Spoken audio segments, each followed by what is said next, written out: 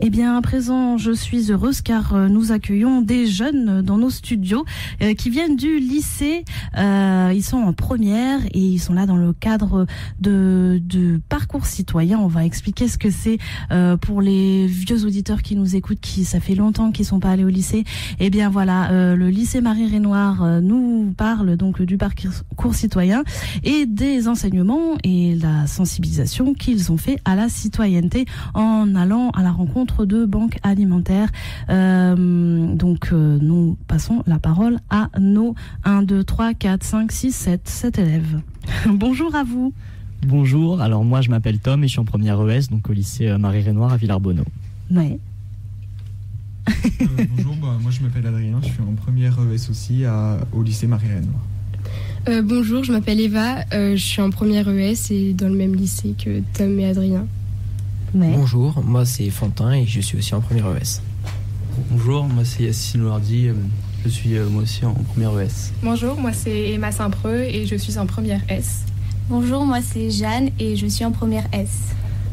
Alors du coup, vous êtes tous en première S et ES. Vous êtes sur un projet collectif en partenariat donc avec la Banque alimentaire de l'Isère. Et en fait, vous êtes dans le parcours citoyen. Alors, est-ce que tu pourrais nous expliquer, Tom, ce que c'est ? Alors en fait, donc on est là, on est 7 élèves du lycée Marie-Renoir pour présenter notre projet, c'est-à-dire parler et faire parler de la grande collecte alimentaire qui se passera les 19 et 20 novembre au lycée Marie-Renoir de Villarbonneau pour la banque alimentaire.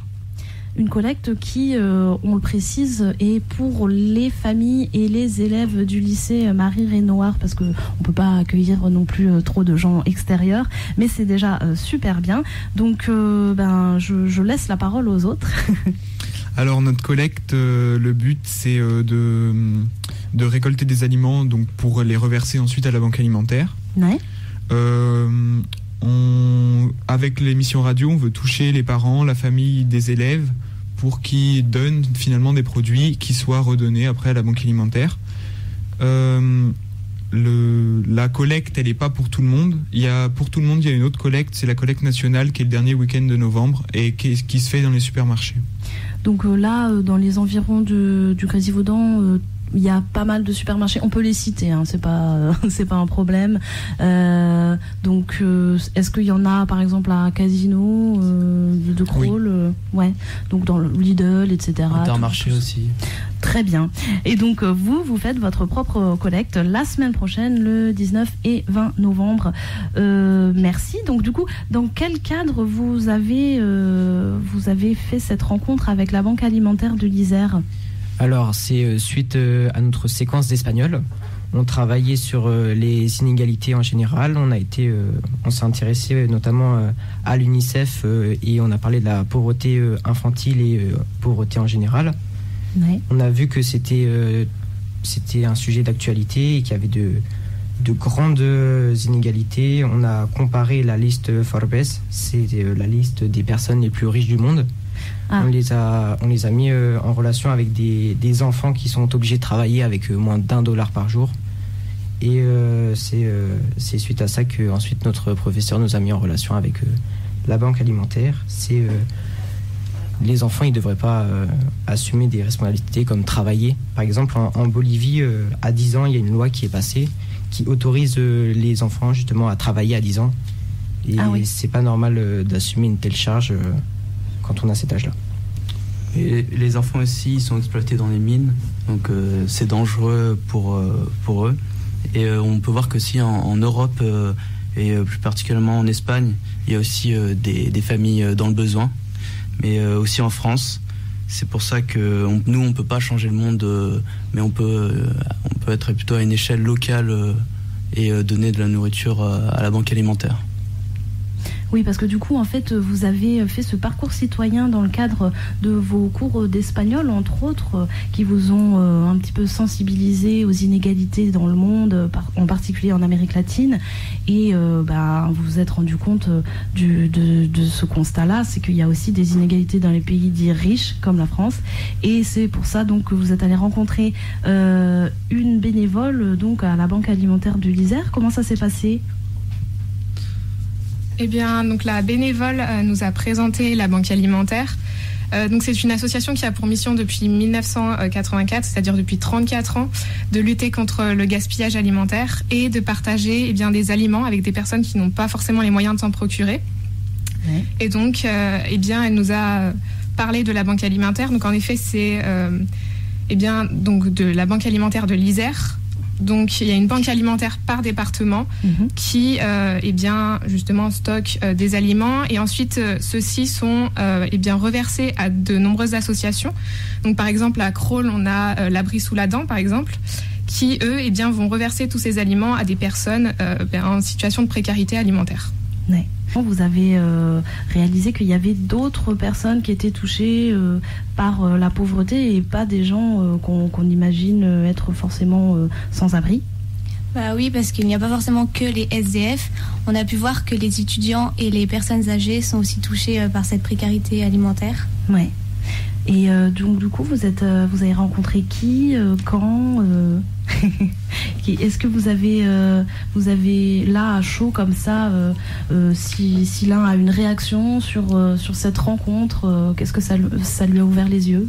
Alors en fait, il y a quelqu'un qui est venu dans notre lycée pour nous présenter l'association. Donc c'était une personne bénévole parce que effectivement c'est une association. Il y a beaucoup de bénévoles, donc 165 et seulement 5 salariés.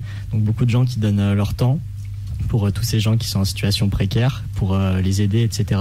Et donc cette personne est venue nous présenter pendant 1 heure, parce qu'on n'avait pas beaucoup de temps, tout ce qu'il y avait à savoir sur la banque alimentaire, pourquoi ils faisaient ça, qu'est-ce qu'ils faisaient, où, etc. Ouais. Et tout ça avec vos profs d'espagnol. Exactement. Et donc du coup, vous avez pu voir aussi comment se faisait une collecte pour vous entraîner pour la collecte de la semaine prochaine.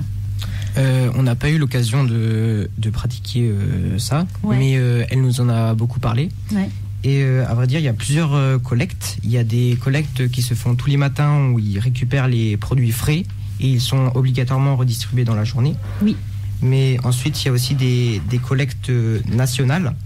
D'ailleurs, il y en aura une dans pas très longtemps. C'est le dernier week-end de novembre. Voilà. Oui. Et il y a aussi des dons qui sont faits par la France ou l'Europe. Il y a des ramasses. Les ramasses, c'est ce que je vous ai dit sur les produits frais. Mm-hmm. Et ils sont aussi en partenariat avec des entreprises agroalimentaires qui les fournissent avec leur stock en surplus ou simplement s'il y a eu un problème d'étiquetage ou toutes sortes de problèmes, mais qui sont bons à la consommation. Et vous, pour le 19 et le 20 novembre, la récolte que vous faites, elle va servir, vous savez, à quoi exactement et à qui ? Donc on a fait une publicité dans tout notre établissement, donc pour inciter un maximum d'élèves et de parents. Donc on a fait des flyers qu'on va distribuer aux élèves, aux professeurs et aux administrations. On a fait des affiches qu'on a mis dans tout le lycée. On a fait des jingles. On passe à la radio aujourd'hui pour faire passer un message aux parents d'élèves.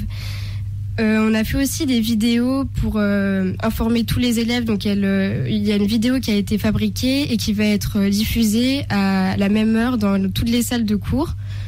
Il y a aussi des gens qui vont crier dans les couloirs du lycée pour dire que le 19 et le 20 novembre, on va récolter des aliments. Ouais. Et du coup, le 19 et le 20, on s'est répartis à plusieurs horaires pour pouvoir collecter un maximum d'aliments.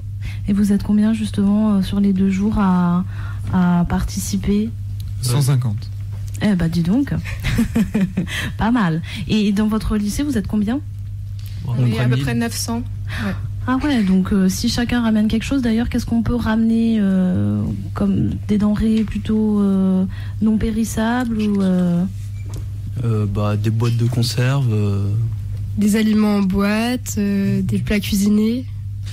Aussi tout ce qui est féculent comme le riz, mais il faut savoir que les gens pensent souvent aux pâtes à donner directement, mais c'est pas le premier truc auquel il faut penser, puisque la banque alimentaire est fournie aussi par d'autres organismes, ils reçoivent beaucoup de pâtes, donc si les particuliers veulent aider, ce sera plus comme mes collègues viennent de dire, des boîtes de conserve, etc.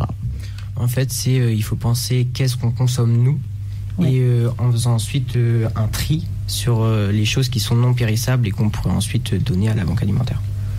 Eh ben super. Merci beaucoup à vous J'ai toujours du mal avec les chiffres 7. Et puis j'espère qu'il y aura du monde le 19 et le 20 novembre. Les parents, les frères et les sœurs ou même les élèves qui nous écoutent, pourquoi pas, du lycée Marie-Renoir, amenez toutes vos denrées alimentaires lundi et mardi 19 et 20 novembre au lycée Marie-Renoir la semaine prochaine. Voilà. Merci beaucoup. Merci. Bonne journée à vous. Au revoir. Radio Grésivaudan, Radio des villes, Radio des champs.